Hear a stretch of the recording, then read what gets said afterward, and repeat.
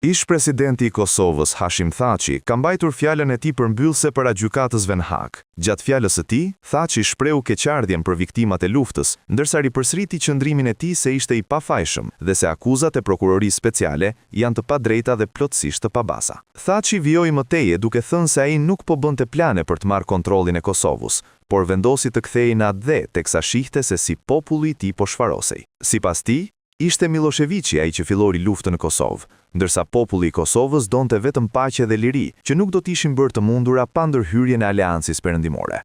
Është vetëm një e vërtetë që akuzat nuk qëndrojnë. Unë jam plotësisht i pafajshëm, por e kam thënë dhe e them sërish, me bindje të plot. Unë bashkëndjej dhe shpreh keqardhje për gjitha viktima. Isha student në Universitetin e Curiut.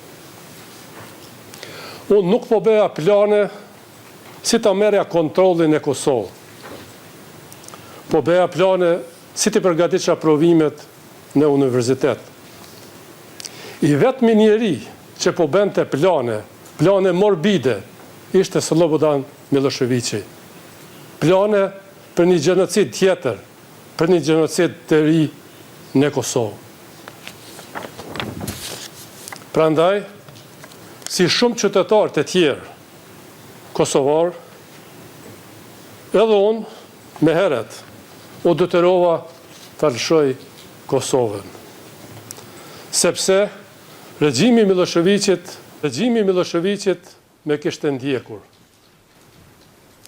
Ai me kishte dënuar në mungesë, me akuzën se kisha shkelur ligjet e tij diskriminuese.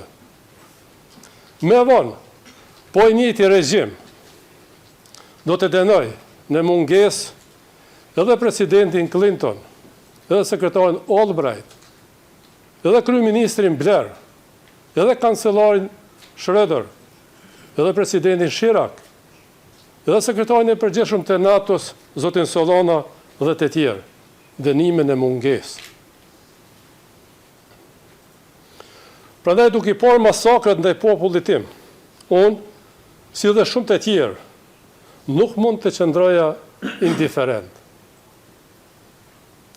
Vendosa të kthehem në Kosovë në pranverë 1998. Ky ishte vendim krejtësisht personal i imi, i askujt tjetër.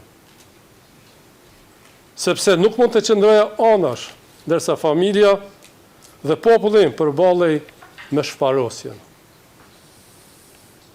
Bëra që do të bënte secili prej jush, nëse vendi juaj, populli juaj, do të përjetonte aq që përjetoi populli im.